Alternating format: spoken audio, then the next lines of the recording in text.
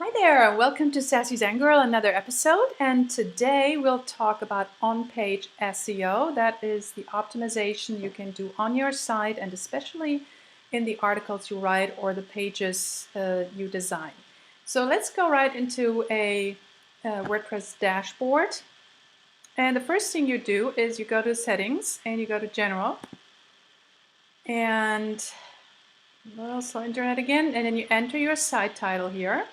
Ideally with keywords and a tagline. In my case, it has a brand name, but if you want to put something, realtor, Dallas or something, you put that in there, that's already very helpful. Then you put all the other information. The second step you do is you go to plugins, you go to add new, then you go here, search plugins, and you put in Yoast Seo. And then here it comes up. This one on the left, that's the one you want to download. I already have it, but just to show you how this goes, you go to install now. Don't take this one, I'm just using this as an example. Install now. Yeah, it's a bit slow. And then you click activate plugin. I'm not doing it right now, but that's what you do. And then you will see down here SEO, and that's the Y is for Yoast. That is the #1 plugin for SEO optimization, and you should absolutely have it. That's something pretty much everyone in the world agrees on, so I would definitely get that one, and it's free, very important. So here you have a number of different options. I wouldn't worry about that right now. If you want to learn it a little more, here is a Start Tour button. So you just go to SEO, Dashboard General, and then Start Tour, and that will help you a little bit on setting things up, but the defaults in most cases are perfectly fine, so don't worry too much about that. Now, next we'll create a new page. Same goes for a new post, a blog post. It doesn't matter, the principle is exactly the same. Now, let's say we want to write an article about cute kittens on Instagram, and let's say our keyword, remember the last video on keyword research. If you haven't watched that, please do, because you need to know those parameters. So let's say we use cute kittens on Instagram. That's our keyword. And as you can see, this is the title. I already put it in the title. That's very important. You always want your exact phrase in the title, and ideally as far to the front as possible. Anything that doesn't have this in the title has a lesser chance of ranking. So you could still add how to find cute kittens in Instagram or Instagram and Pinterest. You can still, make the title a little bit longer, but this phrase here, this exact phrase, should be in there. Then you press Save Draft or Publish, doesn't really matter. And the next step is it will give you the permalink. This is called the permalink, the URL that people will see. Now, this did quite well. You can edit this here, and you also want the keyword as your permalink. So cute kittens on Instagram is fine. You could also take out the on. Cute kittens Instagram is fine. That is another sign. Remember, we're training a bot, a robot, the Google bot, and you need to tell the bot what your page, is about, or this particular page is about. So you need to send it the right signals, and this is what we're doing. So we have the keyword in the title, in the front, we have it in the permalink. Now we get to the actual article. You want to have usually at least 500 words.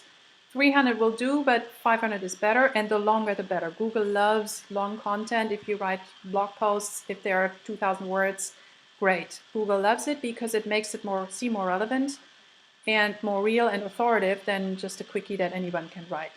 Now, if you're not a blogger and if you're building a website for your own business and you're not a good writer, this can be outsourced very easily, and it is very important that it's done right because it makes the difference between ranking and not ranking.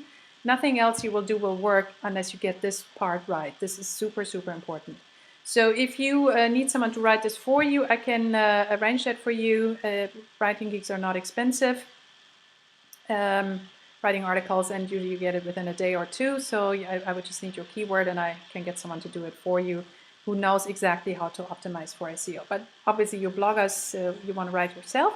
So this is just for business people. So let's say we have 300 to 500 words. You want this main keyword, cute kittens on Instagram, in this article about every 100 words. So 3 to 5 times. It's not an exact science, but that's about what it is. And you can vary. It doesn't always have to be cute kittens on Instagram. You can say best cute kitten pics or adorable kittens. So in other words, phrases that are related. So Google gets the idea what the article is about. You want to mention it at least once or twice, but you don't have to use the exact same phrase. Now, another very important thing is the H text. That's the headline. So the heading is usually set to H1, heading 1, this here. This is heading 1. Now, in the article, I'm sure you've seen in blog posts oftentimes headlines, subheads, and that's usually H2, heading 2. That's very important. You want the keyword definitely in the first H2. So let's say you start writing something. I'm just writing gibberish here, and let's say you have about 100 words. You mention your keyword at least once in those first 100 words. That's very important. Then you have your first subhead, and it will include something about cute kittens. Best cute kitten pics on Instagram, let's say. And then you go here and you make it an H2. That's another thing. Google recognizes H2 and H1. It's another very important signal you send it. And you want to have these headlines, quite a few. It's also much easier to read for anyone reading your articles. Much, much more fun and easy to read. So you want to do that a few times. Now, the other thing Google loves is media. You want at least one picture in there. And here's what you do. It's good on. This looks horrible, but it's just an example. Let's take a nice kitten pic. And what you want to look here for, and I didn't totally optimize it because I'm not using it, but you see the URL here. You can go to edit image, and normally you can, no, it's somewhere else. Actually, I think you have to do it before you upload it. So before you upload the picture, make sure that the URLs, whatever it says, ends in, I think I say Gundi kittens PNG. You want to use the exact keyword, cute kittens on Instagram, .jpeg or PNG, whatever you use. Now the next thing that's very important is the title and the alt text. You can add caption, but it's not important for Google. You can, or the description, but the important part is title text. Again, use your keyword. Alt text, use your keyword. Now, if you have several pictures, then vary the keyword a little bit. Don't use the exact same thing all the time. Use something that is similar. So otherwise, it's called over optimization. That's another thing that is super important to know. If you do this too much, if you stuff keywords, keyword stuffing, Google will punish you for that. Not necessarily with a penalty, but they just won't rank you as well because they consider that spam. So using it once every 100 words is fine, but even then it's good to occasionally change it up a little bit. Let's say you are a gardener in New Orleans, you can say garden services New Orleans, garden services gardening Louisiana, horticulture, you see what I mean? It means all the same, but you mix it up a little bit. Google gets the idea what this page is about, but you're not always using the exact same phrase. You can also use your URL sometimes, which is your website, so you just want to change it up just a little bit. So let's say we use this, we insert it into the page, and then another thing that's good to have is video. Google loves videos. So in this case, we go to YouTube, and I already put in here cute kittens, and I'd say this first one came up. If you have some yourself, that's great. But if you don't, you just use a YouTube video, and it's totally fine. You go down here to share, and in WordPress, you can just use this, copy and paste. If you use other sites, you may have to use the embed code. If you ever hear about embedding, this is what you would need also on Facebook or things like that. Although even Facebook usually uses the simple URL these days. So we go back. Where is it? It's here. So we go down here, and you simply put that in, copy and paste, and there's your video. So again, it gives Google a signal. Now, the other very important thing are links. First of all, you always want to link out to an authority site in any article that you write. And Wikipedia is the best example, but it doesn't always have to be Wikipedia. So in this case, you would go to Wikipedia, put in kittens, and then whatever article comes up or a variation, you just take the link and put it in there. And just write it into the text. You might be talking about cute kittens. Kittens are really cute.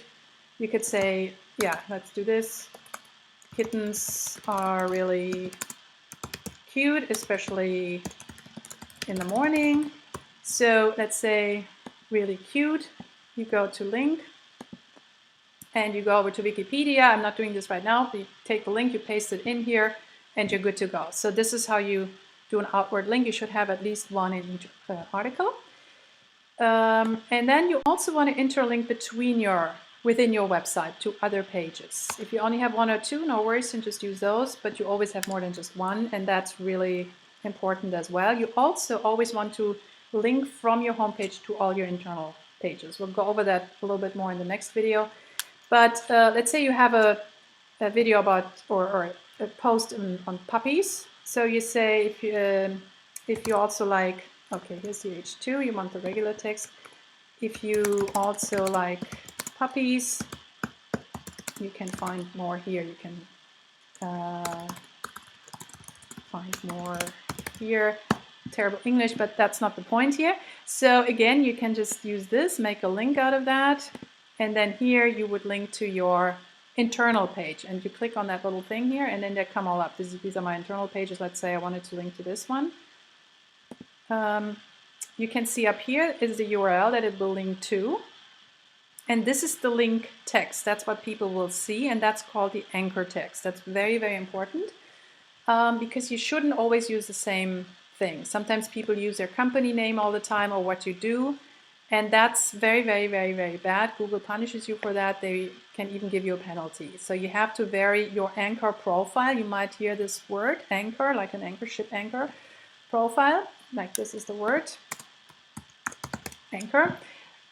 You need to vary that. Don't go overboard, but don't always use the same. You want a spread out, and you can even use your URL, your website sometimes, or you just use a brand, like if you have a brand, your company's name, or you use click here, or you can find out more. Just vary it. Don't always use the same. That's very, very important. And a little trick, you can click open link in a new tab. So when someone clicks on that, it will open in the next tab. And that helps with traffic, because another thing Google looks at is how many people come to your site and also how long they're staying on your site. That's called click-through rate. And by opening it in another page, people will be busy on the other page reading it. Meanwhile, your original tab, the original page, is still open and it counts. So you don't want to overdo that, because then people have 10 tabs open and they click throughout your site. But it's a nice little trick to keep the on-page engagement of a visitor longer in the eyes of Google, which is what really matters. Okay, so then you do this, and you see there is a link now here. So that's basically, now we go down to Yoast. You see here, Yoast Seo, that's what we installed before. And now you see what this looks like in Google. Cute kittens on Instagram, and then this is the name. You don't have to have that. You can set that up differently in the general settings. Here's your URL, and then here you go to edit snippet and you write what you want to write. And there again, you want to mention your keyword, but not too much. Again, be careful with keyword stuffing. Just use a variety. Maybe say adorable kittens, or kitten pictures, or whatever. Make it a little bit different, but definitely use keywords or keyword variations in your meta description. That's what that is called here. Then here you enter your keyword. This is cute kittens on Instagram. You can add more, but although these days apparently Google doesn't pay that much attention to it anymore, the focus keyword is the most important. Although mostly it really reads it from your text. It doesn't go by Yoast. And then this is quite interesting. Here Yoast tells you all the things you haven't done yet, anything red you might want to look at and try to improve. Sometimes it doesn't make sense and you can ignore it. Not always will you have a perfect green score, and that's okay. But it's a nice feedback to see where you can work on, what you want to do more, and so on and so forth. So that, in a nutshell, is on-page optimization. And if you do that and you do it consistently, you will be way, way, way ahead of the game, because a lot of people don't know how to do that or have never even heard about it. All right, thanks for watching, and see you in the final video, which is off-page SEO.